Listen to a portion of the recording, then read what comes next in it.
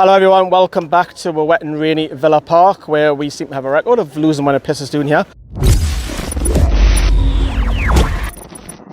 Newcastle Fans TV. This is the last word. We'll dissect the game in just a second, but as the rain starts to get heavier. Pouring down now. Lovely, just make it better. We'll go with the lineup, Sam. Pretty happy overall looking at it. You're thinking this is almost a fully strength squad. 5 at the back, which I disagree with. We'll come on to that shortly, but fairly happy with the personnel. I was. It was probably the 11 I would have picked. You can have a Miggy v Fraser debate. At the end of the day, they're both still playing a bit out of position. But overall, I didn't have much hope when I woke up this morning today, going into this game, until I saw the two teams. And then you think, oof, they're there for the taking. And we've lined up the right way, I think. But such is life, it didn't quite pan that way. Although it might have been after 5 minutes if Wilson would have buried that one-on-one, but he didn't. And that leads me nicely to Carl. Look, Carl in person. He's real. Callum Wilson, he gets past Tyrone Mings, and you're thinking he's one-on-one. He curls it. He tried to do the Adam Armstrong when he scored in his debut against Everton, but he curls it just high and wide, and you think, if that goes in, could it have been a different game? Definitely. Again, talking about what you and Sam have just spoken about there, I looked at the size and I just thought there's no way that we're not going to get a result today. It looked like we were playing Aston Villa's B side, and then Callum Wilson's got arguably one of the biggest chances of the game early on and doesn't take it. And you said yourself that it could come back to haunt us, and it clearly did. Yeah, I was saying, because I was standing next to Harry and Carl, that chance goes. I didn't think there was much in it, though, Sam, to be honest. I know Danny Ings scores on the break. Literally, it's a hell of a finish. Fabian Schär's too far away from me. He's got to go and get it. He just backs off, and it's a hell of a finish. But yes, the timing of the goal is really bad. Unbelievable finish. What do you make of that? I don't think there was much in it. First 25 minutes, I thought we were on top. Villa started to play themselves into the game as it progressed towards half-time, and at times we were our own worst enemy. We kept giving away silly free kicks. There was mistakes in the back line, just little silly ones. The throw-in which led to the goal came from a scuffed Lascelles clearance. Lascelles will have a day to forget today, but I mean, we'll come on to the penalty shortly, but should be doing better. Great finish, but whatever you look at it, the defending was shocking. And these are the same defenders that were so solid not so long ago, and were impressive and probably made up the best defence we've ever had in modern day Newcastle United. And now they just look shadows of the former selves. And whether that's down to coaching, as we learned this week, Steve Bruce took the defence going into this game, and so did Steve Agnew. Maybe he should be off the defence for Southampton.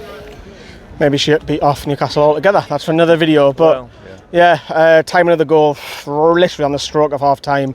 But Carl, we're only 1-0 down. Is that a positive? No, it's not. But you know what I mean. There's still something to fight for. But that VAR quite early on in the second half, I mean, what's Lascelles got to do? Because if I kick the ball off you and you're there at the fence, Harry, just point the camera. You couldn't dodge it. And he just slaps us in the face. Cheers for that. You couldn't dodge it though. That's how. But that's how it was. It was literally there, and it's like, how are you supposed to get out of the way? How is he meant to move his arm when the ball's travelling 40 miles per hour? And it's like then the referee guns to the VAR, the fucking TV, where it'll be in slow mo. I so assume. It looks worse. So it looks worse in slow mo. But you can't dodge it. What are you supposed to do? I mean, we're supposed to be getting away from these silly little things. Field for it. Everyone. It wasn't even apparent that back until a break in the play sometime later. And then we've got the debate of thicker lines and this, that, and the other for Wilson's. It's very bizarre, but a penalty or no penalty for Martinez, that's what I have to say to make.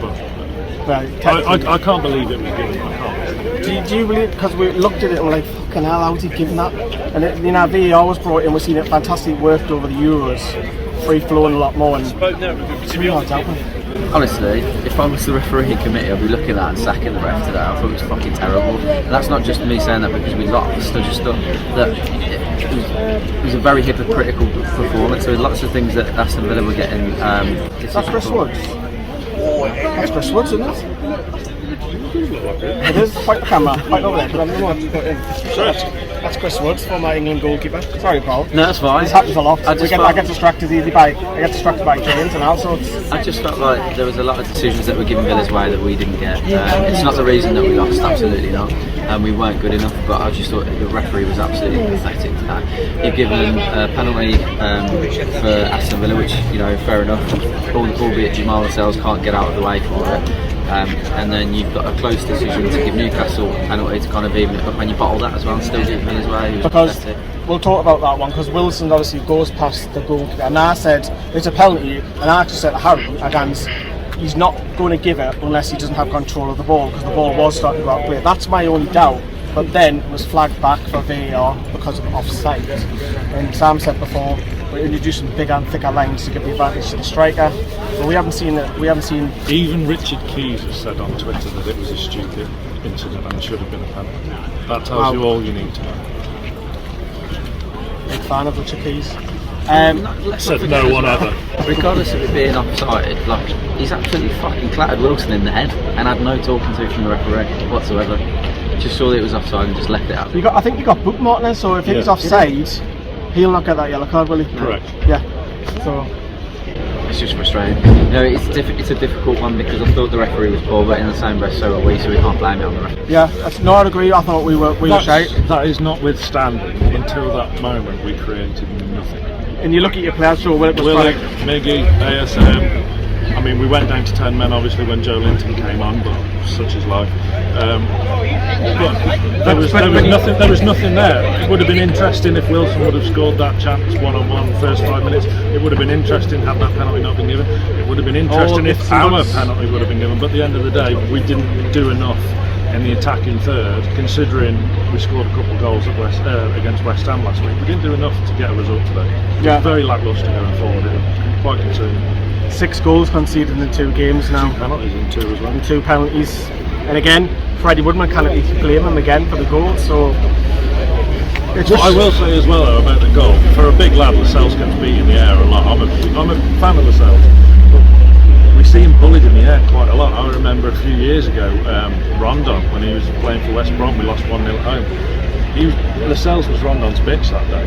When the last away game I was at, proper away game, when Zahor came on for West Brom, he absolutely bullied Lascelles, and Lascelles has been bullied today for that first goal too, and just nowhere. It's funny you should say that, because Tyrone Mings is definitely there, because Joe Linton bullied him in the previous fixture last season. They were there for the taking as well. Oh yeah, look, we'll hear from Steve Bruce and see what he puts the excuses on. Not much. There was very little in it. The key decisions went their way. We had a big opportunity at the start of the game to get off and running. But I was very pleased with a lot of what played today. The big calls have gone against us. It's a ludicrous decision to get a penalty. Long throw and a penalty has beat us. And that's a frustration. The one where Callum gets through and the penalty's overtaken, all of a sudden now there's lines appearing. Thought that wasn't going to be the case. 2 games we've had big decisions go against us, so I feel a bit aggrieved, I have to tell you, because it's not what VAR is supposed to do. Nobody in the ground appealed for handball. Jamaal Lascelles' leg, when I say it back, is above his head trying to block the ball. So if you've got your leg up that high, where's your arm going to go? So for me it's not clear and obvious. Big decisions went against us. So that was Steve Bruce blaming not himself once again. Carl, I'm going to just put it out there. I'm just going to say for the people who might overreact, is next week a 6-pointer, or is that, am I talking ridiculous there? I don't know. Obviously, you straight away, I'll let everyone know you said you believe it's going to be. I think it could come, I know it's 3 games in, but after 38 games, this sort of result against Southampton, because I think Southampton are very weak without Danny Ings, who scored today. I think they're going to be down there, so they haven't got a goal scorer. So I think next week if we get beat against a team that we think that's going to be down there, and we need transfers coming through as well, we still don't know who's coming. So I think what's worrying is that's our strongest squad that we put out. That's our strongest 11 that we put out today, and we just lost to Villa's B team. I would say it's the strongest 11, not the strongest formation. I've said about the formation. I don't like. No, I said, in fact, I lie. I like to say change when we get beat. He did it, but it was too late for me today. It's far too late. and Ryan Fraser came on for the obligatory stoppage time substitution as well. I do think Southampton's a must-win. I have to be honest. I backed Southampton to go down at the start of the season. And I think if we don't get a result against them next weekend, Steve Bruce will feel the full wrath of St James's Park. I think that was fair. I think that's fair. That is going to be a wrap. We'll have to see who comes through the door another week. The transfer window is winding down. No one's coming, says Sam. He's not very happy. Maybe a couple of loans. We'll have to wait and see. But from Villa Park, if you could point the camera up there, Harry, we will see us all. So go back and check the match reaction from Harry, from Johnny. Go and have a look at what the online lads, credit to them, especially Brandon, Liam doing all the graft today. Big shout out to you too as well. And Steve, I haven't forgot about Marcus. Soccer! See you later everyone. Bye bye.